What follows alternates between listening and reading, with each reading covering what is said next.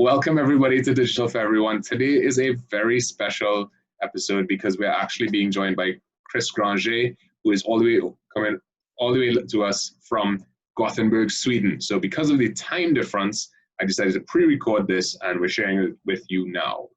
To tell you about him, Kristofer Granger is an award-winning marketer who in the last decade has designed and managed some of the Caribbean's most impactful marketing campaigns. He's led the digital marketing arms of the region's largest advertising agencies, directing the online advertising for mammoth distributors like Carib, Stag, Domino, Antigua Commercial Bank, and others. He's also headed marketing teams for Creative TT and TTT Limited.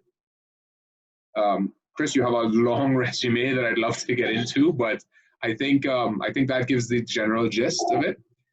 As always, everybody, I'm your host, Robert Gannes. We're here with Chris Granger. Do you prefer Chris or Kristofer? Chris is fine. Chris is what my friends call me. Okay. So I've known Chris for a long time. I knew him in various capacities over the years, and I was very glad when he finally agreed to speak with us on Digital for Everyone.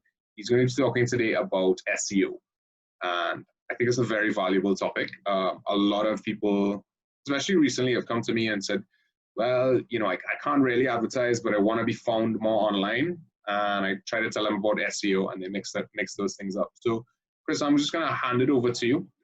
Normally we have questions that come in from the audience, but I will pop in with some questions. So if you want to start it, sure. Okay, so I chose SEO because I felt like it needed to be demystified. I think that a lot of times people feel as though there is this great technical set of black box information that we don't know how to do. I need to SEO my website, or I need to SEO my online brand. And Chris, you know how to SEO? I mean, there's a lot of conversation that needs to be demystified in digital on the whole. But I felt like let's make sure we all get through this SEO thing so that we can have a sense of online brand management, online reputation management, and all of those things without a huge investment. I think that where SEO is important is not just in corporate brands, but in personal brand management as well. I also have a real strong passion for personal brand management. And I feel like let's just break it apart. So I like the freedom of this, or the flexibility of the format of Digital for Everyone. So thank you.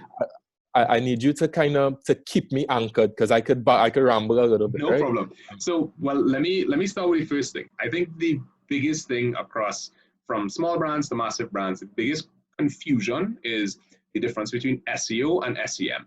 So can you talk a little bit about that? So we can start there. I guess we can define SEO as search engine optimization, and SEM is search engine marketing. So search engine marketing is really about this, it's a paid effort associated usually with Google's search advertising platform, where we assign a budget to a particular set of pay-per-click activities or a particular set of advertising activities.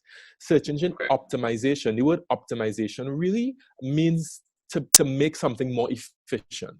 So search engine optimization is really this making efficient our online presence, so that the search engines can interpret our online presence as one that brings value to our user and or to our consumer, so that it can rank your content organically, so that the search engine delivers the value that it set out to deliver, which is to help the searcher find what they're looking for.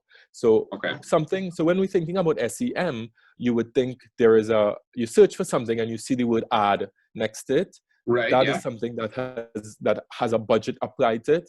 And so that is an SEM tactic.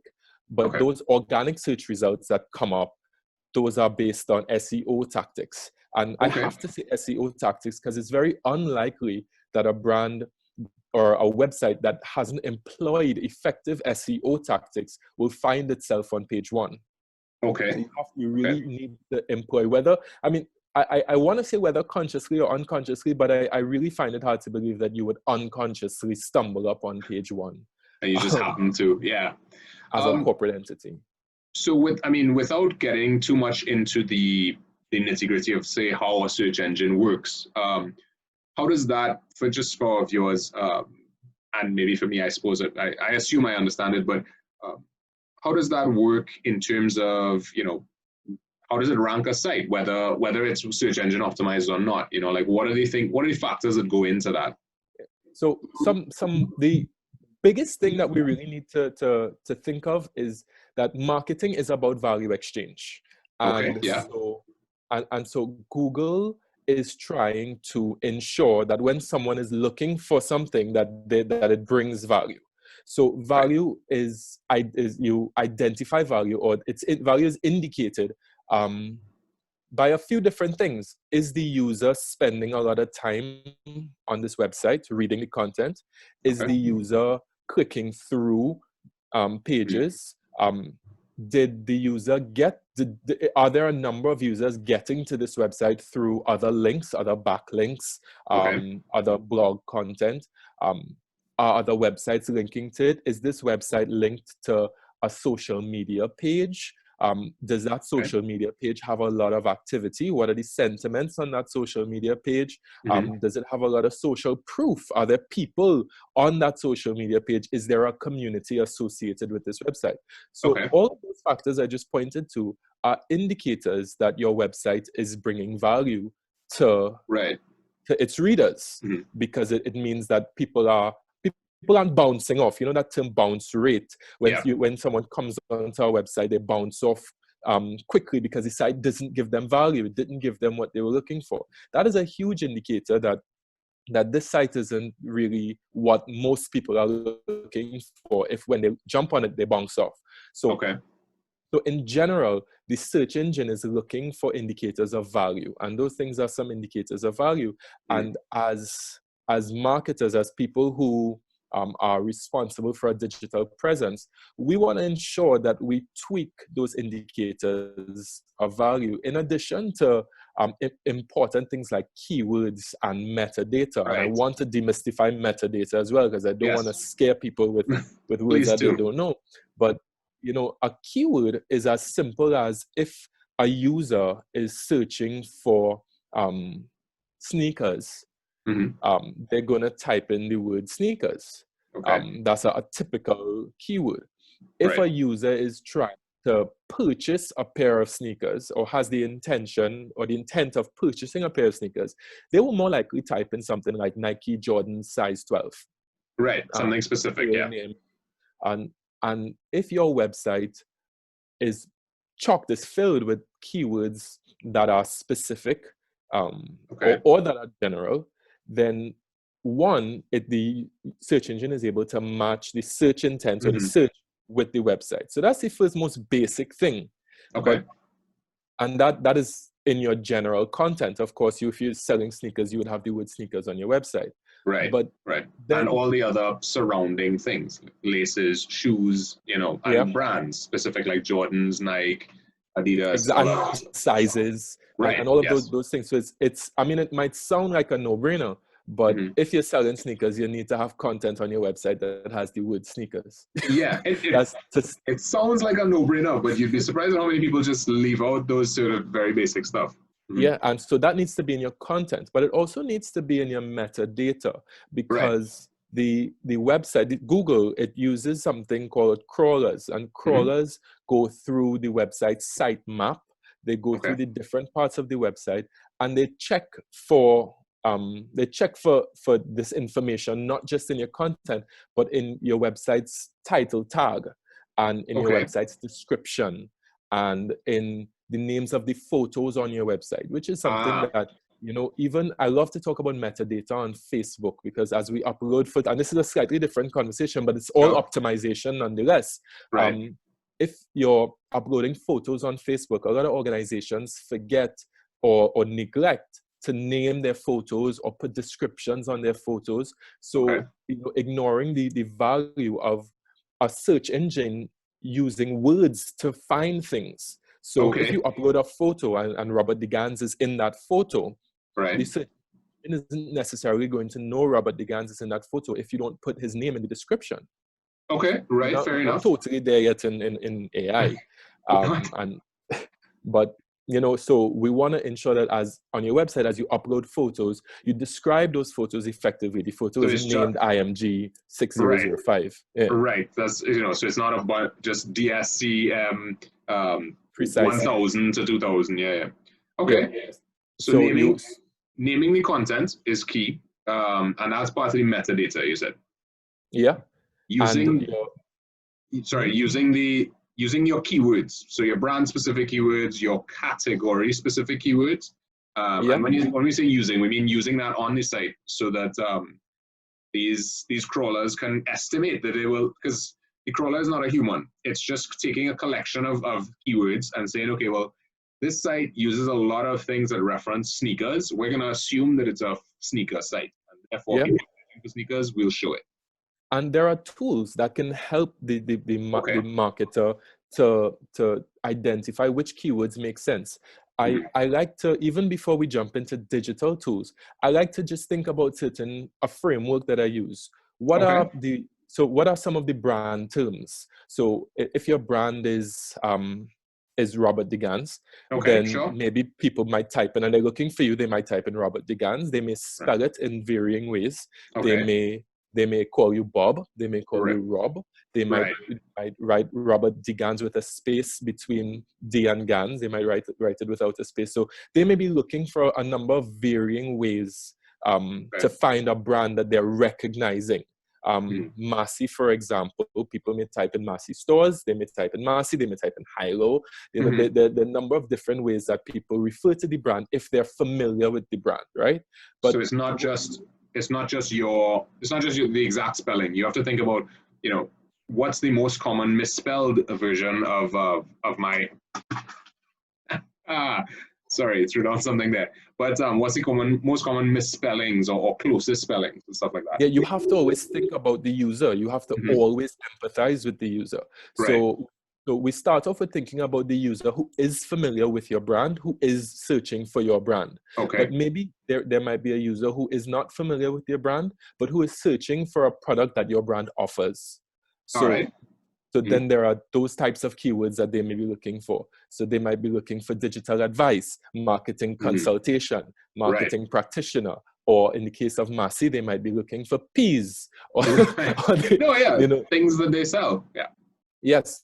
So then Massey can deliver content related to peas. But then what if they're not looking for your brand, or they're not looking for a specific product? What if they're looking for a competitor who offers something that you have to offer? Competitor terms are also really valuable. So you find a lot of brands purchasing keywords that are associated with their competitors. So here's a question. I know that we do that in SEM, search engine marketing. We'll have brand, category, and then we'll have competitor ad groups where we'll put in like, okay, Massey has True Value and all these other ones. But in terms of SEO, how is it done? Yeah, how is that done? Comparisons on your website is a really neat way to do that. So if you want to make sure that you organically rank for competitor terms, you may want to put in a page that compares the value between you and a particular brand. Interesting. Okay. Yeah. So you have that term on your page. So and this is just a left field question. Not all of our listeners and viewers have a full website or anything like that. At a level where some of them live off of Instagram. But very much so, I know that I searched myself just the other day, and I found like Instagram posts came up. So I was wondering, like, what do you have any advice or direction for people who don't necessarily have a website but have other web presences? How do they rank those up so that they get stuff like that? It's important to know that a search engine, that Instagram is a search engine, as well as Facebook, as well as LinkedIn. They all have their own search engines. And so optimizing those search engines make a lot of sense. And how Okay. we optimize those search engines would be the same process of ensuring that the metadata is present, ensuring that the way you can type information, You it's fill it out. available. So in your bio, there is information that is valuable to a search engine. In Right. your descriptions, there's information. In the name of your photo, there is information. Interesting. Okay. Instagram's bio link might feel a bit limiting, but there are tools like Linktree that people can Right. use to link a site to multiple sites. Right. And I've seen that. I've seen quite a few people using Linktree. Well, I don't know how effective it is, but in terms of, instead of having to change your link in bio link every time that you post something different, I'm sure it'd be pretty valuable. Okay. So we've talked about, I guess the difference between SEM and SEO, the sort of like starting points, but some people find it difficult to, the minute that somebody asks you to like name 5 fruits and you're like, so when when I speak to some brands, sometimes I'm like, well, okay, you need a keyword list. And some people think of 5 things. They think of, okay, well, my brand name and my competitor's brand name, but how would you build a starting list to say, okay, well, maybe I should try to include these things in my website or content? Firstly, I think it's easier to name 100 fruits than it is to name 5. Okay, all right. That's always something I start with, especially in these spaces. I always say to myself, it's easier to do 100 than to do 2 or 3 sometimes. Okay. But tools like Ubersuggest, ubersuggest.com, okay, are really fantastic tools because you can actually just type in the name of your website. It will crawl your website to get a sense of what business you're into and actually suggest a ton of keywords for you. Okay. Okay. Google Console is another tool that you can use to crawl the websites of your competitors to see what keywords they're using and help suggest keywords for you. So there are tools that can be used. Okay. In addition to those sort of prompts like your brand terms, your product terms, your competitor terms, sometimes you could think of substitute terms. So what are people searching for if, for example, if you're selling honey, but someone's searching for sugar, you might be able to convince them to buy honey. Maple syrup or whatever. Right, okay. Exactly. Got it. Yeah, so they're substitute terms. And then they're just audience terms. This idea that if you're able to really empathize with your consumer. So I always encourage any brands, big or small, to really create a persona canvas to really truly understand who their consumer is. And really break down, have an intimate sort of think tank about who your consumer is. And then ask yourself, what are their problems? What are their pains? What are their aspirations? What are the things they're thinking about on a daily basis? What are the problems that they're having that your brand can help them solve? Yeah. And that might give a really firm indication into the types of things they're searching for online. Yeah. And if you can insert your brand, your brand into that conversation, through your keywords, through your content, then you're bringing value to them, in fact. So that actually raises an interesting point. To think about, not just what I sell, but what does somebody type in when they're searching for what I sell? Absolutely. And like think about what that question looks like, because I've seen my mom search for things online, and I'm just like, you're never going to find it like that, because not everybody knows really how to effectively use a search engine. True. So you have to think about, not just this is the perfect set of words that people will find my site, but like, okay, what if somebody has no idea what they're doing and I still want them to find my site or my Instagram page or my LinkedIn, stuff like that. Yeah, so to bring value to someone, to bring value in any relationship, you have to empathize. You have to really put yourself in their shoes and think, if your target group is 65 to 75 or if it's 15 to 20, you have to appreciate that those two target groups are going to be looking for the same thing in a very different way. Definitely.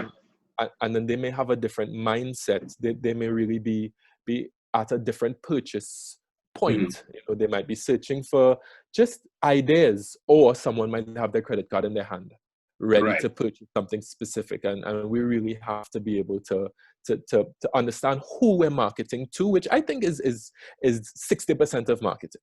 Understanding who, and digital helps so much with that. Who we're marketing to and what problems are they having and how we can help them solve those problems. Then building your web content and your descriptions and managing the optimization of your site. And of course the experience of your site. I don't want us to run out of time without me mentioning, some technical things like ensuring that your website is mobile optimized, because your user might very well be using your site from a mobile phone. It's more likely that they're using a site from a mobile phone. Ensuring that it's easy to navigate, because if they can't find the things on your website, then they're more likely to bounce and go somewhere else. So it should be easy and clean and those types of things, and have a good visual user experience. So I had one question. In terms of, I've always explained to people the difference between SEO and SEM as SEM is the easy way, but it's the expensive way. Like, you have to pay money to make this happen. And SEO is that's the hard work, but it's stuff that keeps going, right? And as a result of that, I've recommended people to listen. If you don't have somebody who can go into your website and fix the metadata and stuff like that, well, that's important. That, to me, that's like cleaning out your attic. People blogging, is super important. I think in terms of, here's all your keywords, use all of them in different blog posts. But what are your thoughts on the difference between blogging and now obviously video content is much more popular now. So, but obviously videos, you don't usually have a 500 word blog post under a video. What is your take on, I guess, text blogging versus vlogging? Well, so we know that vlogging, that vlogs or video is more popular. What I have seen on some very good, well-optimized YouTube channels, for example, I see a lot of written content under the video. I think it is really important to fill out your descriptions and ensure that the value that you're bringing, the keywords are in those descriptions. I also think it's very important to link your blog to your website, whatever site you want to rank. If your site, because we assume that maybe there's e-commerce happening on your site, maybe that conversion is happening on your site. Wherever is your point of conversion, is really important to have links back and forth between that video content and the other types of content. I think that is really a very important part of that crawl, that we have backlinks and forward links. But I really do think that if I were to recommend a way to optimize video as best as possible, it would be to share it across multiple spaces, but also sometimes you can transcribe what's in the video. And if as in closed caption or something else? As in, I was thinking actually put in the text of the video based on the closed caption, but the closed caption allows for that for the ability to use the written word. But yeah, in general, your description is really it. And even in your description, that's a really general form of metadata for your video. Yeah, that's really going to assist in searching using keywords for people to help find it. And the title tags are really important. What is the title of your site, of your video? What is this about?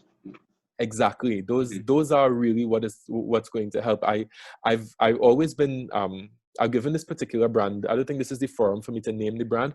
I've given this particular brand a really, really hard time, because they had this huge campaign explaining, God, I want to say it so bad.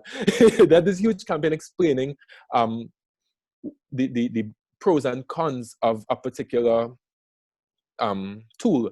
And when you type in that tool on YouTube, you can't find any of their content. If you go to their page on YouTube, you will find the content, but all of the content, the valuable content, is just named VID 0078912. Oh, no. The name of the video alone isn't there. The description isn't there. No. So you have all this content, but you can't find the content because you didn't take the time to think about what are people searching for? What can they type in to help me find the content? So I think that's the easiest hack in creating video content, just both on name stuff Instagram, properly. YouTube, and exactly, name things properly, and not just the names, but the descriptions. I know we may want to get creative with the names and might name it whatever you want to name it, but I think that, create names with empathy for your consumer, with empathy for who's going to be looking for it, because we're operating in a search-driven world. Right. Okay. That's pretty fair. I think we are not. I mean, we still have a few minutes, but I wanted to kind of recap overall what we covered. The difference between SEO and SEM. We covered essentially. I mean, correct me if I'm wrong, but this is what I'm gathering is that SEO is really how you get your content to the top of the search rankings. Whether that search ranking is on Google, on LinkedIn, on YouTube, on Instagram. You want to the top of your search ranking in a place where the consumer is looking for you. So, in fact, consumers are looking for you, and they are looking for what you have to offer, but you just have to be able to meet them where they're searching. Right. Yeah. And the keywords are the most important. So making sure that you understand all of the keywords around your brand, not just your brand name, not just, Chris Granger consultancy, it needs to be, digital consultants, all of that sort of stuff. Marketing, branding, communications, PR, all of the things that people may be looking for that I can offer them. I should be able to rank for that. Correct. And the two tools that you said you used, there was Google Console and Uber Suggest. Right. So, I mean, guys, if you're listening, take a few minutes, go on both of these sites, just enter your website, or enter what you do, and it'll give you a list of suggestions. And that can be it may be overwhelming, but it's a jumping off point to say, let me start creating content that talks about this. And content that links to your conversion point. So all of your blogs, link that to your point of conversion.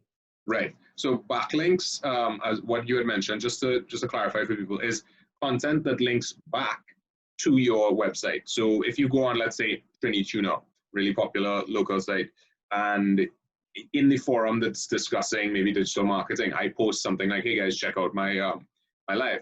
That helps, because now, as Chris was going into fair amount of details, that the more stuff that links to your website and the more active people are on those links, the more those crawlers think, okay, well, you know what? For all the keywords that I've found here, I'm seeing a lot of activity, and therefore I'm assuming that this is relevant to those people for these keywords. And that's where you want to be. You want to be the person that Google thinks is very relevant, or any other platform thinks is very relevant for your brand or your product or your service. So I think that sums it up. I'm sure I've missed one or two things. There were lots of gems in there. Chris, I want to take this time to say thank you very much for joining us all the way from Sweden. What time is it over there? It's 6:32 p.m.